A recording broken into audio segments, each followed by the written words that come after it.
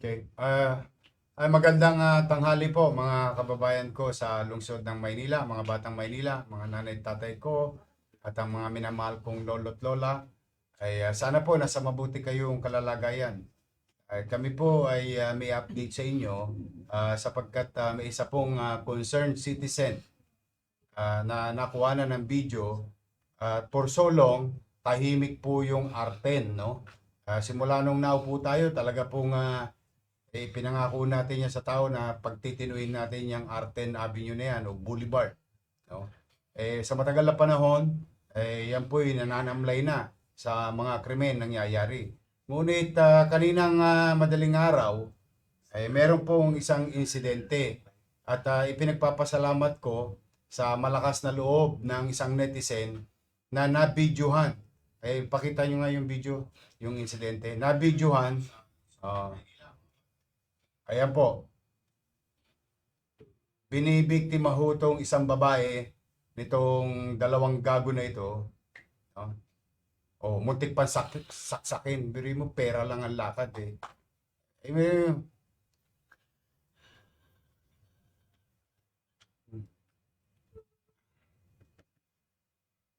doon sa ano no sa netizen na nag-post, maraming salamat sa iyo. At dahil po diyan nandito po yung biktima no na si Patricia Lopez, yung nakita niyo nakasakay sa motor kanina. Trumang-truma pa hanggang ngayon. Nangyari po yung insidente kaninang madaling araw, alas 3 sa madaling araw. Hindi ko naman maintindihan sa mga to. Akala yata nito mga to, joke kami. Sinabi ng... Anyway, Miss Lopez, you're from Nabotas. Saan ka papunta? Moriones, sa Tondo. Ito po, yung biktima, hanggang ngayon, trauma po talaga ito. Pagpasensya mo na. Meron pa rin mga malalakas ang loob na tulongges na gusto subukin ng Maynila. But I am happy that you are safe. More than anything else. Yung pera na mawawala, gamit mawawala. Ang importante sa akin, ligtas ka.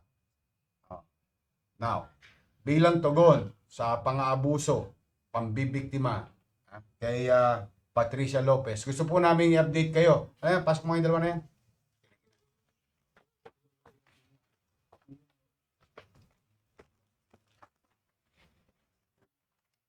Sino yung sasaksak sa'yo? Ito ba? Sino? Ito? Yung uundayan ka pa ng saksak? Kilala mo itong dalawang to? Yan yung nakita mo. Narinig ko rin po yung boses nila kanina. Sino po yun? Sila yun. Ano ang mga nakuha sa'yo? Yung cellphone ko po. Tapos yung pera hindi ko po pambayad ng bills. Asan yung pera? Asan? Dodong. Ikaw, yung pangalan mo? Moises. Ikaw, Marlon. Nakanin yung pera? Pati yung cellphone.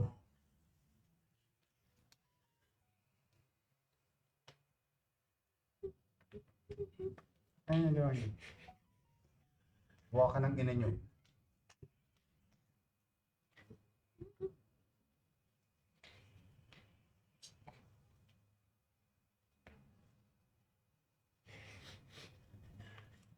Kuno yung cellphone ha.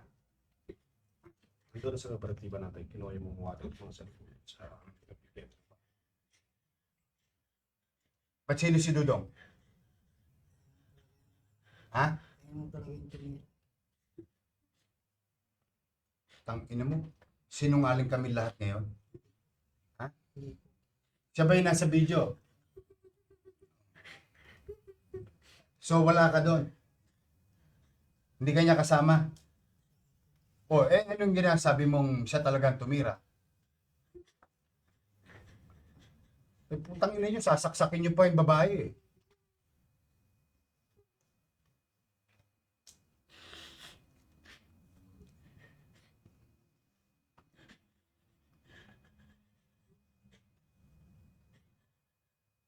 Panginig kayo ng laman eh.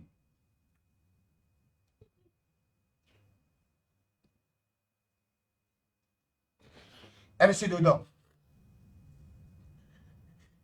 Doon nyo piniprenda lahat ng ninanakaw nyo.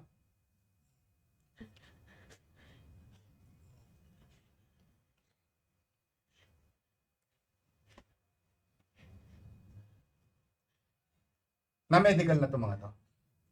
Kuha sa direksyon ko dito sa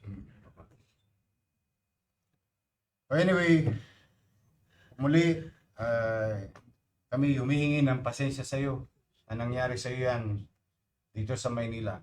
And I hope today, we brought you justice. Huwag mong patatawarin itong mga to, ha? Papailan ng complaint to. Huwag mong, hindi na to Opo, sana po. marami pang bibiktima yung katulad mo to. Trauma po eh. Ha? Yung trauma sa akin. I know, I can feel it. Ha? Pero para matagumpay kami mapapayapang Maynila, ang mga complainant dapat hindi umatras. Yes. Ha? Yes. Huwag mo patatawarin itong mga to. Marami pang bibiktima ito. Yes. I hope we brought you justice today. Thank you. Thank you so much. Maraming salamat Station 1 at Don Bosco PCP. Ito yung mga pulis natin, operatiba natin. In less than a few hours na resolve itong kasong to. Again, ako'y taus-pusong nagpapasalamat sa ating mga netizen for being vigilant in participating also in our fight against criminalities in the city of Manila. Kayo'y malalakas ang loob na videoan itong mga tolongges na to, mga kriminal na to, at napapadali para sa amin ang gampanan ng aming tungkulin dahil sa inyo. Huwag ko kayong mag-aalala lagi. Itatago namin lagi ang pangalan ninyo. Kayo po proteksyonan namin sa mga bagay na ibinibigay nyo sa aming impormasyon. For the meantime, to the people of Manila, rest assured, bagamat tayo nasa gitna ng krisis, katulad na nasabi ko na kaninang umaga, ay habang kinakarap natin ang krisis sa lungsod, sa bansa at sa mundo, hindi po pwedeng mawala yung mga dapat gawin at responsibilidad ng pamahalang lokal sa kanyang mamamayan upang makapagbigay ng kapanatagan sa pamumuhay, paninirahan, pagdako, panaog sa lungsod ng Maynila ng anumang tao at sino mang tao. Ito po ang inyong lingkod. Sana po'y nakapagbigay kami ng some level of assurance that justice will be served always. At kami po'y hindi perpektong gobyerno. Itong mga lokong ito, maaring makalalagpas sila panandalian. Maaring hindi namin sila maagapan.